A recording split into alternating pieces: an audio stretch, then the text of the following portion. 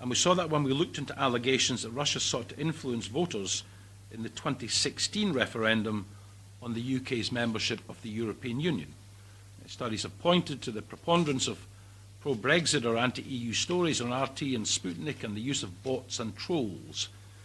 The actual impact of such attempts on the result itself, by which I mean did the disinformation actually change how people voted, would be difficult, if not impossible, to prove.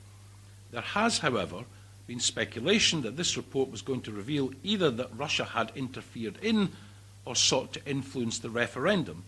In the committee's view, it's worse than that. The report reveals that no one in government knew if Russia interfered in or sought to influence the referendum because they did not want to know. The UK government have actively avoided looking for evidence that Russia interfered.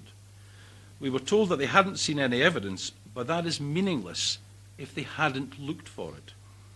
The committee found it astonishing that no one in government had sought beforehand to protect the referendum from such attempts or investigated afterwards what attempts to influence it there may have been.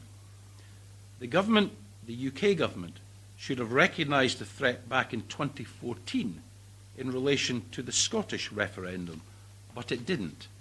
It didn't understand the threat until after the hack and leak operation against the Democratic National Committee in the United States. And because it was too slow to recognise the threat, it didn't take action to protect the UK in 2016.